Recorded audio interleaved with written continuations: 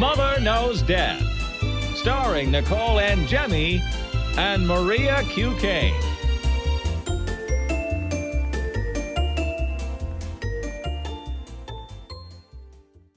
Hi, everyone. Welcome to Mother Knows Death. Today's episode is heavy on women's health, and we're going to get started off with a reality star who forgot she had a tampon in for over a month, a death involving a home birth, a mom catching her doctor in the parking lot of the hospital running to get to her delivery on time, a toilet birth, a man offering free semen and delivery for women who are having a difficult time getting pregnant, and another unpleasant side effect of Ozempic.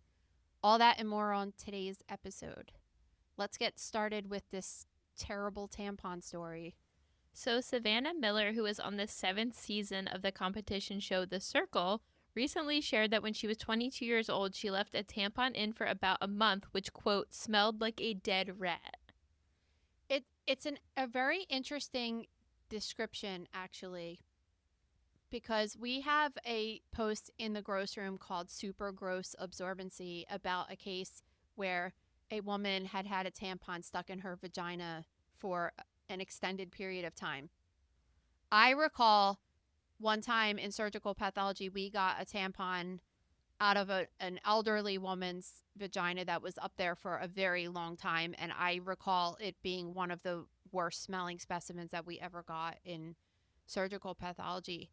Now, when I did this post in the gross room a few years ago called Super Gross Absorbency about this particular case with a tampon, there's like almost 80 comments underneath of this post that say it's from medical professionals mostly, but even people that had the experience personally. And a few people in those comments described it as smelling like a dead rat.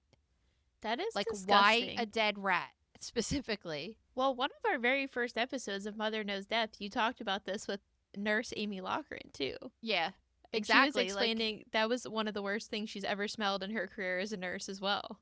There's been a couple specimens that I can recall that I'm like, when we're in the gross room and we open this specimen and take it out of the bag or the container, that we all have to leave the room because it's so bad just by opening the lid. It's like out of control. It's happened a few times, and that is one that I could specifically remember for sure. And I'm sure anyone working in the emergency room as well. Why is, like, what makes it smell so bad over time? Because, like, you guys have pulled out other foreign objects from people that have been there in a while, and I've never heard anything described as quite as a horrible smell as this. Well, because it has old blood smells in general. Old blood smells even worse. It's period blood that has a certain kind of an odor, and it's just sitting up there. Bacteria, it's just, there's a low oxygen environment up there. It's really disturbing. So this particular case seems a bit unnecessary because I feel like this girl knew. So what happened was, this is what you hear all the time. It's somebody that was on the end of their period and might have had like a day left. This girl was going to a bar and she was like, let me put on a tampon so I just don't have anything leaking out for like the last day. And then she forgot about it.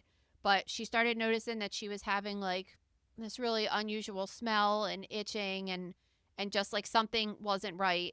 And she went to the doctor several times and even was tested for STDs. So when I hear that, I'm like, okay, they had to have done a pelvic exam, right?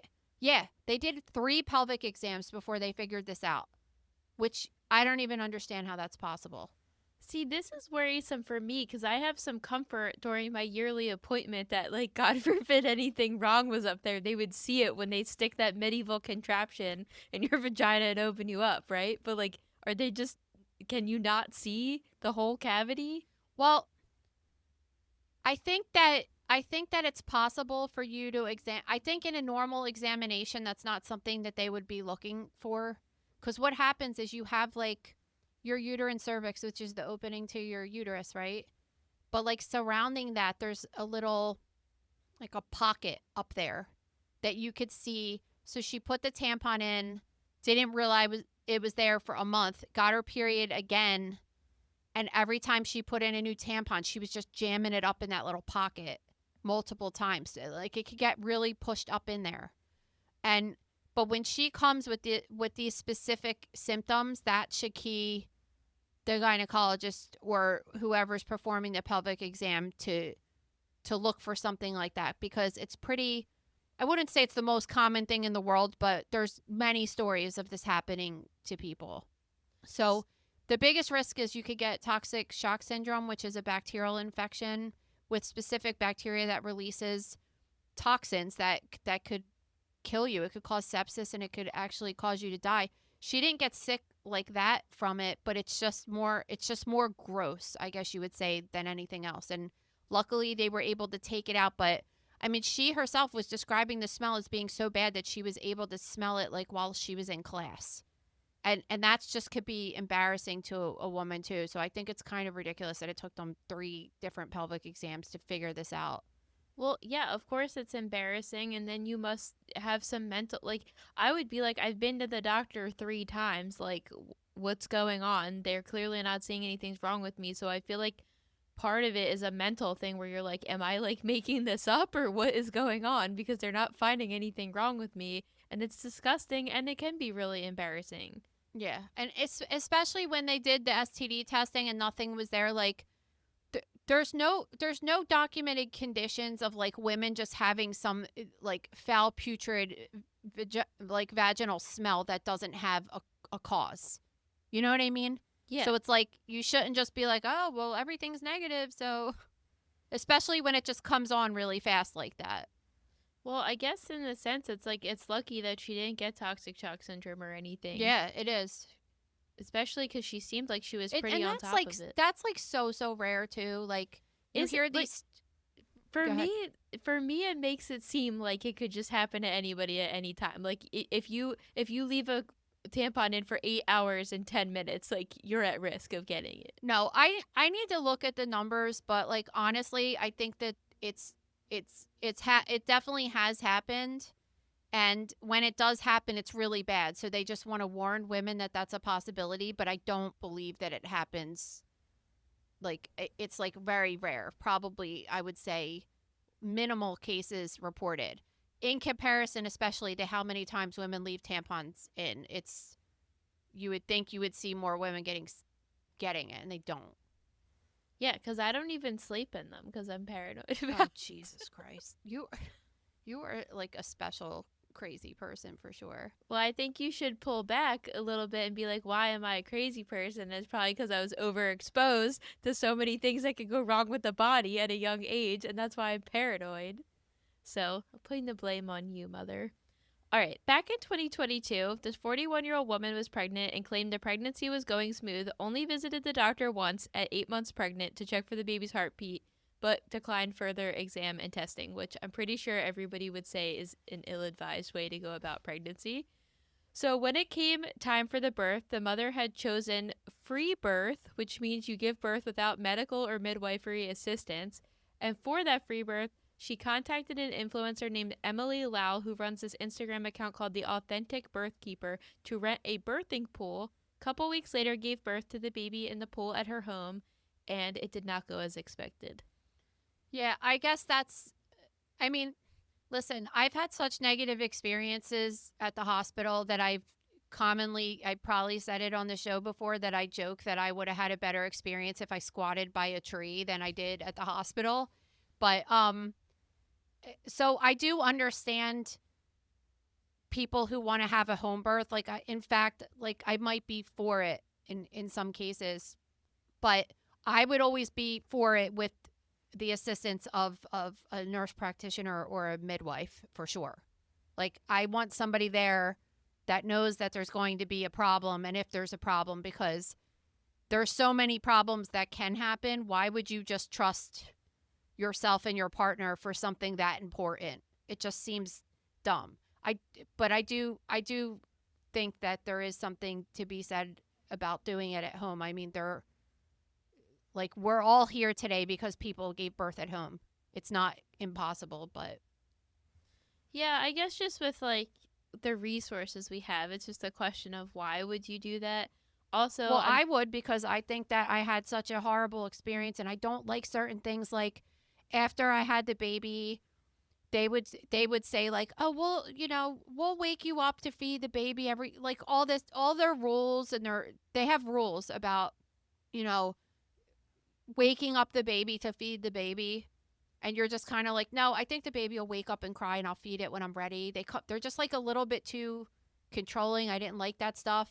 I didn't like a lot of stuff that went down there. And I had to stay an additional day when I felt fine. Like stuff like that, like I understand why people choose it. I do. Like like I'm telling you, I had negative experiences. So like and if anything, I feel like they made me worse than I would have been if I was at home. That's my personal experience. Well, they also have, I guess, this middle ground in between the hospital and a home birth, which is like a birthing center. Well, where you will go there and you can't get any medicine or anything, but they have like a nice, it's kind of just like a really nice hotel room that you're giving birth in, right? So you're not in the hospital environment. It's a little more chill. You have a midwife there. Do you But remember in The Nanny when Fran Fine went to like a gynecologist and the office was like decorated like Laura Ashley wallpaper with matching curtains and it was all I think about this often because every time I go to the doctor's office, it's just like so sterile. And you're like, you can't just have something, anything, making it a little nicer. also like does your gynecologist, because I know you go to a different place now, do they have like what do they put on the stirrups? There, I feel I only went to the new one once so far. I don't remember, but in general, when I've gone to the OBGYN, they have like these blue sock things Okay, on the well stirrups. at my gynecologist, she has literal oven mitts. I'm not lying to you because Laura goes to the same doctor as me, and every time we go, we take a picture and send it to each other because it's hilarious. They're like from the dollar store oven mitts. No, It's I so think they're bizarre. like I'm like, they can't make anything cuter for this situation. I feel like the ones I've seen are like grippy socks that they just like put Yeah. on top of it. It's so weird. Like the whole thing is weird. And then they have like a poster on the roof because you're like laying there. I don't know. The whole Can we talk about like doctor's offices in general? You and I were just talking about this Friday. Because when you go, like they have these curtains that are dividers, right, in the rooms, or like they give you some privacy if you need to change. And they're like embroidered with this 80s pattern of flowers, or they're like blue cloth that's the same material as the gown. I have this conversation with Gabe all the time because I'm above craziness as far as like the decorating of things go. And especially Lucia's, which is also my dermatology office too. It just was decorated so bad. It just was like the cabinets were navy blue and the walls were like tan. It was like a school uniform. There wasn't a picture on the wall. And sometimes, like for certain appointments, you have to wait a long time. And it's just like there's no personality at all. They're like, and this happened after COVID, I noticed that they're so sterile that they're scared to put like a picture of a sailboat on the wall because it might like offend somebody. Well, Not a piece of art.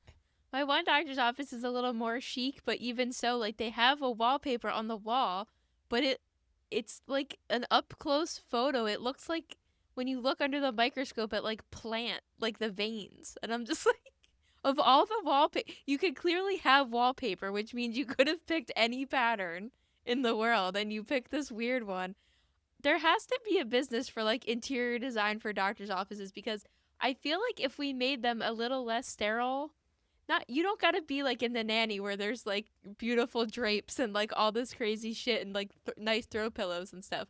But if we made it a little less sterile and just a little nicer, maybe so many people wouldn't have white coat syndrome or be afraid to go. Because when you go, it's just like not a chill environment at all. It's just weird. It's weird. Like I understand wanting to have certain materials because they, like a big fluffy couch is kind of gross, right? Like yeah, that's disgusting. But like the tight like pleather seats is fine, whatever. It's just that their choices, the same can be said about, we stayed at I don't know, it was like Hampton Inn or one of those places, and it was just remodeled, and I'm just like looking around, and I said, who who designed this? Oh, None hotels of are the absolute worst. the chair, none of the chairs, the patterns on the chairs, they don't match. And I don't mean, because I'm all about like putting patterns together. It's just they don't go. The light fixture is so weird. The choice of colors don't go together even a little bit. Like, what is happening here? And I feel the same way every time I go to a doctor's office too. Well, I told you at CrimeCon last year, the carpet that was in the area where like the whole conference was being held was the craziest pattern ever. It was like making me dizzy when I was Oh yeah, I walking. remember that. It was like a casino. Yeah, it was too much. I don't know. I think somebody can find a really good niche market becoming an interior designer for doctor's offices. I definitely noticed that specialists have way nicer stuff, but that obviously because they're making way more money than a regular office. But if you think about the doctor's offices, they're raking it in. They could put a little nicer stuff in there. Yeah, they could. Anyway, we got Anyway. way off this stuff. Anyway, getting back to this. So, where were we? So Yeah, I think so- we were talking about the like a birthing center. That's All how right. I think we segued into that Okay, conversation. so this is what happened. So this lady was talking to this influencer, and first she texts the woman and says, "I did it." And then she said she was unable to deliver the placenta until the following morning, which is really bad. Like, get that thing out as soon as you can. They would never, this is the thing. Like, if you ever do a home birth, and this is why you should have a midwife or someone there, because if the placenta didn't deliver naturally within a certain amount of time, that nurse practitioner or that midwife would send you to the hospital and be like, you need to get this out of you, because you could get really sick just from that. And you could have bleeding problems from that too. Like, that's nothing that could be ignored for hours.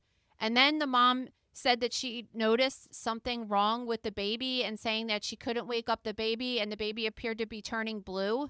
So her first thought was to message this influencer and be like, I can't wake up the baby. What do you think is happening? Like, is this Yeah. like a weird cult thing or something? Like, what's happening here? Listen, this story is really weird. I do follow this one influencer that has had a home birth. She documented the whole thing. I watched the whole thing and everything. And I'm just thinking about her in particular because she really liked the experience from what she's posted online. But she certainly is always like, do your own thing. This just happened to work for me, not giving advice. This is weird because this particular pregnant woman contacted this influencer and rented, they're saying she rented this plastic birthing pool from her and was in contact with her a little bit. But then that influencer was saying she had nothing to do with it. So it's kind of like, what is going on in this particular story? The influencer did not see this message for 25 minutes. And at that time, there was a FaceTime call and she was like, you need to call an ambulance. Like, obviously. I don't know why we're looking at influencers for medical advice instead of having a midwife there. I know it's very bizarre. Like, I could see that you could watch an influencer and be like, yeah, I want to do that too. But like, the second you look at your baby and they look like they're having a problem, I don't trust this woman at all. She's like, I don't know. But anyway, so the baby goes to the hospital, baby's pronounced dead because I don't even really know like what she thought was going to happen at that point after first responders came and brought the baby to the hospital. Like, it's too late. So they do the autopsy and they find like a weird bacteria in the baby's ears and in the baby's lungs. And now they're saying like, did this come from this pool that she rented? Like, where did this, like, that's another thing that you need to take into consideration. And they said that the problem was due to being underwater prolonged during birth. I understand why people want to do this. I don't know. I just feel like if you don't have any medical knowledge and you're not going to have a medical person there, it should be ill-advised. And obviously for centuries, people were having birth without people by their side, right? Like exactly what you're saying. But I think we're also living in a different society now where we're not really like good at being survivors. Do you know what I'm trying to say? Like, yeah, exactly. in the 1600s, you weren't addicted to your phone and you could get out of situations. I really don't But think a lot of people are like that today. even back then, like even if it wasn't like a formal thing, there were always people in the village or something that had experience with this stuff that was like, Well, that would be present, that would say like some. I mean, listen, clearly she's not all there because she looked at her baby that looked like it was dying and didn't have like this motherly instinct kick in to be like, shit, we have to go to the hospital right now, something's wrong. That to me alarms the shit out of me, honestly. so this is a question I have for you, because they also said the umbilical cord was uncut. So, like, when this child was born at nighttime and the placenta. Wait, it was uncut, so the placenta was still inside the mom, But it and was attached to the baby. so that she was was holding laying the in bed baby the with? entire time until, because she didn't pass it for all that time. Yeah, that's what I was getting at. Because, like, like, I know that probably sounds like a dumb question, but, like, if they're saying the placenta and the umbilical cord were untouched, and in between the baby being born at nighttime and then realizing in the morning that something was wrong, that means the mother was laying with the placenta inside of her and it was still attached to the child laying in her arms. Yeah. Correct? I mean, but the thing is that when the baby comes out and it's born, the natural system takes over, that the baby starts breathing on its own and needs to Okay. feed on its own. So like that's why you could just cut that thing off, because you don't need it anymore. You know what I mean? Like, it's trash. We're done with this. Because there's Okay. a certain, like, the placenta feeds the fetus, but as soon as the fetus comes out, like, it starts doing its own thing. So it didn't have So, anything to do with that. It just had to do with the fact that she did this water birth and the baby was in the water, underwater, obviously, because this bacteria was in the lungs, like aspirated this dirty water. And that was part of the reason that the baby died. And it was probably a combination of like, I mean, imagine throwing a newborn baby in a swimming pool, even if they got out in time. I mean, the kid was alive for some period of time, but you know, you could die post having an exposure, like a dry drowning situation or something like that. so the influencer then after, so I guess in this inquest they have, because this was in another country, so they had found that the baby's death was most likely preventable if the baby was born in a hospital setting. So then the influencer had gone on to post after that finding, quote, "I had nothing to do with the birth. I wasn't at the birth. I wasn't involved in the birth. I didn't convince her to have a free birth." I understand that, but do you not hold some responsibility for influencing the free birth lifestyle in addition to renting out a tool that's used to perform the act? Well, I thought she had an interesting comment, which was, quote, "It's devastating when a baby dies, regardless of where or how. However, the difference between how a mother is treated when her baby dies in a sovereign birth at home versus when the baby dies in the system in a hospital or at home with a private midwife is so different, or so stark. I can't help but feel the entire process has been used to punish the mother involved in the death that has been reported in the media and anyone associated with her." So, I mean, I guess what she's saying is like, if the mom was in the hospital and the baby died, they would not be attacking the mother, which is true. But Yeah, but the death would be responsible on the medical professionals in the environment, and she chose not to have medical yeah, professionals in the environment. exactly. Therefore, she was the only person involved in the child's death. Yeah, exactly. So, like, yeah, I do see that, but like that's the basic facts of this case. Yeah, like you didn't do anything to stop this from happening. And in fact, when the autopsy says that the baby likely would have survived if it was a hospital, then like it is your fault. Sorry. I think the general message here is you should look at people online and what they're sharing and understand that that's their personal experience, and you should not be taking medical advice from the internet. Exactly. This episode is brought to you by The Gross Room. So we were talking earlier about women leaving tampons in, and you need to see these cases and read about them. Just, you know what? Just do yourself a favor and search tampon in the gross room, because you're going to see some pretty interesting cases. This week's high profile dissection was fibromyalgia. And we also talked about a crazy case. Probably, I don't know if you saw this post that I did either, of a person that ingested hair. It's probably the craziest case of it I've ever seen, honestly. The surgery seems outrageous, but I don't know. Like, I can't imagine that eating your hair, really. it doesn't digest, and Some people are into it though, so you never know. I don't know. yeah, The but picture is absolutely crazy yeah. from that case though. So all that and more in the gross room this week. Yeah, head over to thegrossroom.com now to sign up. All right. The only reason I really added this story is because I feel like something similar happened to me when I was having Lucia. All right, so last month this woman was in labor, and even though she showed up 5 centimeters dilated, her doctor induced her to keep things moving. So while that kicked in, he was like, I'm going to go back to my office, meet with another patient, I'll be right back. So she got scared because she got to 10 centimeters and he wasn't there yet, but then a nurse said, look out the window, and they saw him running across the street to make the birth on time. That's so cute. It's super cute seeing the video, and it's like, I feel like this episode in particular, we're having a lot of really weird stories about birth, but this is like a nice one to see that this guy cared a lot and was running over to the patient.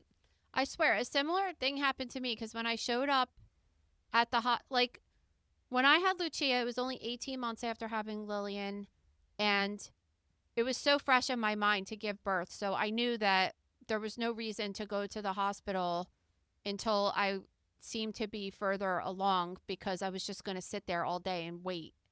And I could have just did that at home. So I'm here at the house and my water was sprinkling out throughout the day, but I was having contractions and stuff, but it was like doable. And then all of a sudden I was like, okay, like I can't tolerate this anymore. I have to go to the hospital. Classic story of Gabe having a brand new truck and putting a giant black trash bag on the seat because he thought I was going to like gush fluids all over his car. But we got to the hospital and I was shocked when they told me that I wasn't really that far dilated. They were like, oh, you're only 1 or 2 centimeters. And I was like, oh my God, this is going to hurt so bad. So I get there and we go upstairs and they keep, like, I was in so much pain and they kept saying, oh, you're not far enough along yet to get the anesthesia and all this stuff. Cause I did try to get it. It just didn't work out. And then finally I was sitting there and I just was like, I just can't believe I'm in this much pain. And I'm not even like anywhere near there yet. I was feeling very scared, honestly. And then all of a sudden I say to the nurse, I feel like I have to push. And she's like, are you sure? Like it was like kind of blowing me off. And she checked. And then all of a sudden it was like really, really fast. My doctor ran in and he was wearing, I don't even know where he got this outfit that he was wearing.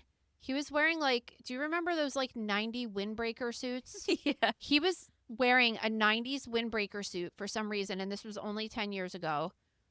And they were ripping things out of the cabinet and like setting up. And it was like, within 10 minutes, she was out of my body. Yeah, I remember that day because you were like, I'm in labor, but just like go to work, go about your day because it's going to be all day long. And then 20 minutes Because when later, I called you, they told me I was like 2 centimeters or something. Yeah, and then 20 minutes later, Gabe sent me a picture of Luber. And I was like, what just possibly happened in the last 20 minutes? It was crazy. It was so outrageous how fast it was. But at least like I honestly felt better afterwards because I obviously I had no drugs whatsoever, but I felt better because I was like, okay, so the pain that I thought I was dying from was really like 9 and 10 centimeter pain.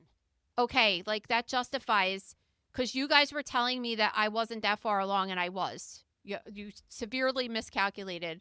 But the same exact thing happened. Like my doctor was, clearly he was there around either at the office or something, but he ran in. It was like not even wearing scrubs. It was like out of control. So that is outrageous. It just kind of reminded me of that. So his office is only 100 yards away from, I guess, the delivery unit there. So he said with 12 years of experience, he has refined his timing and his route so he can always make sure to get there on time, which is super cool. Yeah, the video, cool. He just looks like so heroic running across the street to get there on time. All right, this birth story is crazy. A couple months ago, this couple was on a road trip with their 6-year-old daughter in Toronto. The wife claims that she went to bed and in the middle of the night woke up with stomach pains and an urge to push, exactly like what you were saying. And before she knew it, she ended up giving birth to a baby she didn't know she was pregnant with in the toilet. Yeah, like I mean, I automatically would have thought that I had diarrhea or something. Yeah, But absolutely. when the urge to push thing is like a real thing, because I think before you have a baby, you're like, what what does that feel like? How am I going to know? And I'm like, oh, it's like this. Your body just like reflexes and does it. Like it's just the weirdest thing ever. It's just expels. Like I can't explain. You know how it's kind of similar to when you're sitting there and you feel nauseous, right? But then you throw up, like you don't really have control over it. You're just like, something's guiding me to the toilet and I need to bend over and like get this out of me right now. It's kind of like that feeling. Like it just overtakes and like I really don't know how else to explain it. It's just very like spontaneous. So having like, especially this woman had already given birth, so she knows the whole deal. I'm sure that was the last thing on her mind. Well, that's exactly what I was going to say. I don't think it's whenever we hear there's these instances. I mean, there was an entire show called I Didn't Know I Was Pregnant. It's so unbelievable to me based on everybody I know that's pregnant that somebody wouldn't know, right? But especially a person that's given birth not once but twice. This woman had an 18-year-old and a 16-year-old. So that's what I think is extra crazy. And she's saying that it was quite the shock to her husband, who woke up when she was going to the bathroom and heard a baby crying in the bathroom and was like, what is possibly going on? But I guess she said she was having regular periods, so she never questioned it. There was a thought she was going through perimenopause at some point. She had several miscarriages after the birth of her 6-year-old daughter. So I guess this was just totally unexpected. I just still will never understand. This baby looked like a full-size huge baby too from pictures. It's a very interesting point because it makes you think of like placebo kind of. When most people find out they're pregnant when they're like what, 5 or 6 weeks pregnant. So it's like when you know in your mind, then you're like, okay, well, I'm like really hungry. Like every weird symptom you have can be explained because you're pregnant. Weight gain, being extra hungry, just like any kind of weird system, you'd be like, okay, well, like symptom, you're just like, oh, I'm pregnant, that's why. And you eat more and you're like, well, I'm eating like this because like, sometimes you whatever. And everyone doesn't get that. Like I do when I'm pregnant, I'm like ravenous every single day. But some people just gain normal weight, whatever. But if you don't know and you're just kind of blow it off like, God, listen, like I'm going through perimenopause right now, and every single day I'm like fighting all of this weird stuff that's happening with my body, and I'm like I want to eat all day long, but I know I can't because I'm going to gain weight. So it's like I reel it in, but then it's like if I knew I was pregnant, like maybe I'd be like, well, I'm pregnant, it makes sense. And you just have like weird symptoms that you would blow off because you don't know that you're pregnant. I remember when I read Kelly Ripa's book, she said, I think it was with her third kid. Maybe it was her first. I don't know. Anyway, she thought she had the flu for like weeks. And she was sick, and she was like, I was taking all this medicine, and then she found out she was like 8 weeks pregnant or something crazy. And then she was freaking out because then she took all that medicine, not knowing she was pregnant. But I just hear different things with everybody. I agree with you. I think sometimes it could definitely be a placebo effect if you know, because I'm sure people just have days where they have weird cravings or mild nausea or diarrhea. Like they don't think anything of it. But of course you're going to be hypervigilant when you know something's going on in your body and blame it on that. Yeah, like, and I understand, like, it's just different. Like let's say you feel the movement of the baby, obviously, when you're pregnant, right? But like, if you don't know and you're not expecting it, your mind could just do amazing things. Like you might just blow it off as gas, or and other times women's like a uterus could be towards the back of their body that they don't show as much. That's what I was going to ask, because I can understand blowing the other symptoms off to other things, but like most pregnant people I see are so visibly pregnant. when they're that far But along. there's a viral video I saw going around about this woman who was like documenting her whole pregnancy, and she would, she did the video like 8 weeks, 10 weeks, like every couple weeks, and her belly like didn't really get that big. It happens with some people, and like I said, some people lose weight when they're pregnant because they're sick. Some people don't gain that much weight. Like this woman already had 2 kids. Like maybe, let's just say maybe she was 20 pounds overweight just from having kids and being older, whatever, right? Like she might not have noticed her belly sticking out as much as before. Do you know? Because of the Yeah, changes in your totally. body when you get older. So, and really, I've seen an autopsy of a pregnant person that was full term, and the uterus itself is not really taking up a whole bunch of space in there. Mm-hmm. So it could be hidden in certain types of bodies for sure. Like I told you, I've been pregnant 3 times, and I sit there and I say that's impossible, but then you could see when people have certain circumstances that you might just not know it. Yeah. All right. 5 years ago, this 38-year-old guy from Japan was asked by a friend to sleep with his wife because that guy was unable to get her pregnant. So the guy ended up doing it because he wanted to do a nice thing. But after that, he decided to offer his services to others, meaning he'll either sleep with a woman to get her pregnant, but he also offers a non-sex option. Well, maybe he puts it in a cup or something. Yeah, so whatever. He's selling his services via social media, which is apparently this legal gray area in Japan. They have no specific laws that ban private sperm donation or online promotion, and he's been successful. There's a couple babies that have been born from his services. Well, it's weird because you would think, oh, this is obvious prostitution, kind of. But then at the same time, he's not, he asks people to pay for his travel, but he doesn't actually want, he's not getting paid for it as a job. Yeah, So and it's then not, but like, if you talk about prostitution, like if someone was like, oh, I'll have sex with you for free if you fly me here, is that considered okay? I don't know. I don't know because it's with the intention of conception. So, yeah, I think it's interesting. And I wonder if they're going to put laws in place because this guy is kind of in this like legal loophole doing this. But he was saying that he thought, like his friend, most of his customers would be couples with infertility. But it ends up that his number one demographic is same sex marriages with women and single mothers who are just looking to have kids, and then infertile couples. So it's definitely and apparently interesting. on his social media he posts that he gets this like a sexually transmitted infection test every month to prove that he's clean, and he also posts a picture of his degree so you could know that he's both educated and legit who he is saying he is. So he's had over 20 requests. He's gotten 7 women pregnant and 4 children have been born so far.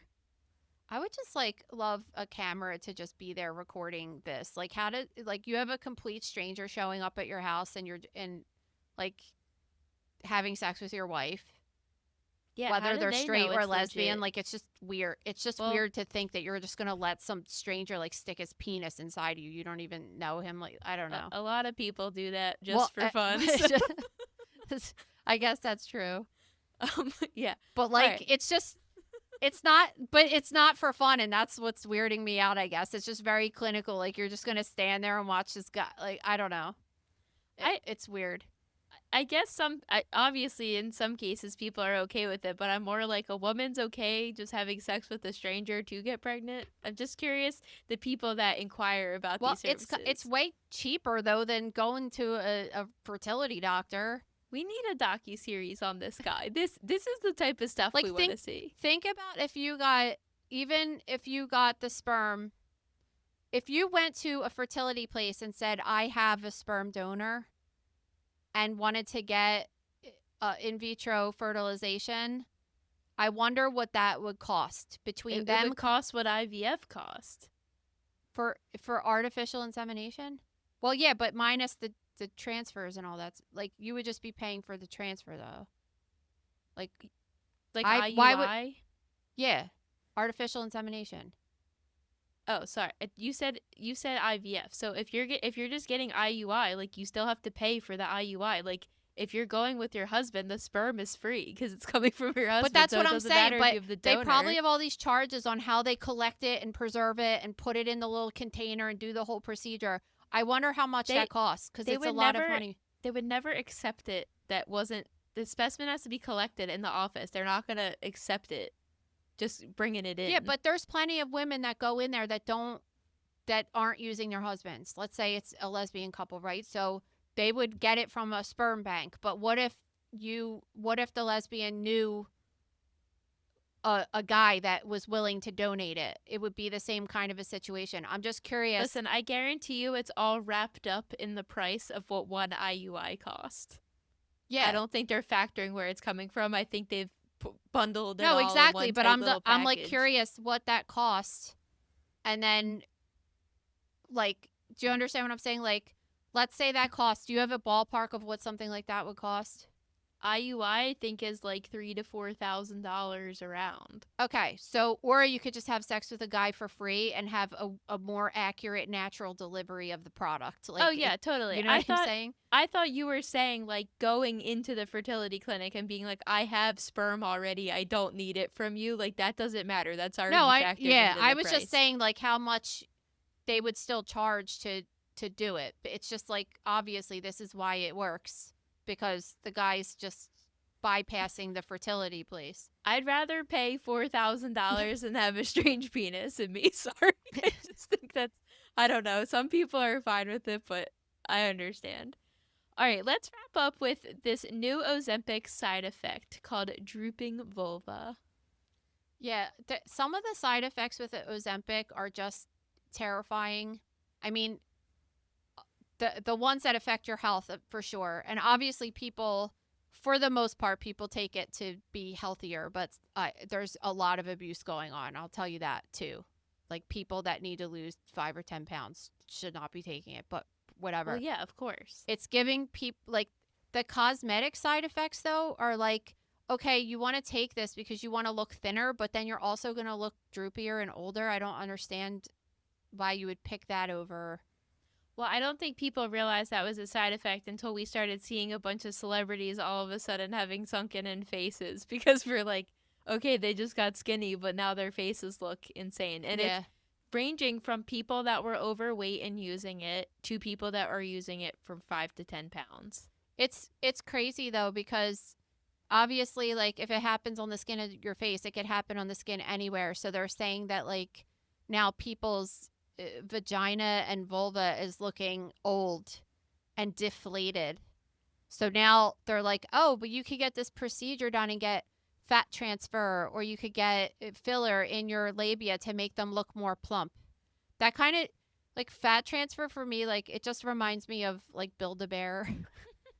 Like you're taking the cotton and just like shooting it into the bear to inflate it. It's kind of like you're taking the fat and shooting it in your labia to make it inflated. But you see how these drugs work. It's just like, okay, you have this and it works great, but then you have these 3 other side effects that come with it that now you need more medicine for, basically, or more medical intervention at least. Well, yeah, I mean, this is like everything we're always talking about. Like they're pushing this med, and then you have all these other problems. We have just another story coming up on tomorrow's episode where I'm going to get more into that, but it's just like, how are we not looking at this being like, okay, we're taking this drug and now we have 5 other problems? Yeah. I don't listen, so much more shit's going to come out over the course of the next 20 years too with this drug, just because now they have so many people taking it and they are going to have a huge population to be able to say like what the true side effects are. Yeah, I'm curious what's going to come out about that over long term because, like, of course, Ozempic hasn't just only been around a year or two. It's been around for a long time, but I don't think we've ever seen it. I mean, I don't think. We have not seen it used in these astronomical numbers it's being used for like it is now. So I wonder what the studies are going to look like in a couple years. Yeah, and it hasn't been like a long time per se. No, but to like see at least long-term effects. At least a decade, right? It's been around, or give or take, but yeah, I mean, we haven't seen the long term, like 20 years, 30 years, 40 years, what happens. I'm interested. And what happens, because every single person that takes it, for the most part, seems to be that they have to take it for the rest of their lives, because once they stop taking it, they start gaining weight back. Unless you use it correctly and take the time while you're using it to try to reestablish new lifestyle habits so that you can maintain a healthy, balanced diet. I wonder off what of the it, percentage of that is, but so you have that. Like, you don't have the studies of what happens when someone's on, because people that are taking it in their early 20s, what, they're going to have to be on it for 40 years of their life. Like, what's that like? I don't know. I'm interested. Me too. All right, guys, we're going to be at CrimeCon in 2 weeks. We absolutely cannot wait to see everybody that's going there. Please head over to Apple and Spotify, leave us a review, subscribe to our YouTube channel, and if you have a story for us, please submit it to stories@motherknowsdeath.com. See ya. Thank you for listening to Mother Knows Death. As a reminder, my training is as a pathologist assistant. I have a master's level education and specialize in anatomy and pathology education. I am not a doctor, and I have not diagnosed or treated anyone, dead or alive, without the assistance of a licensed medical doctor. This show, my website, and social media accounts are designed to educate and inform people based on my experience working in pathology so they can make healthier decisions regarding their life and well-being. Always remember that science is changing every day, and the opinions expressed in this episode are based on my knowledge of those subjects at the time of publication. If you are having a medical problem, have a medical question, or are having a medical emergency, please contact your physician or visit an urgent care center, emergency room, or hospital. Please rate, review, and subscribe to Mother Knows Death on Apple, Spotify, YouTube, or anywhere you get podcasts. Thanks.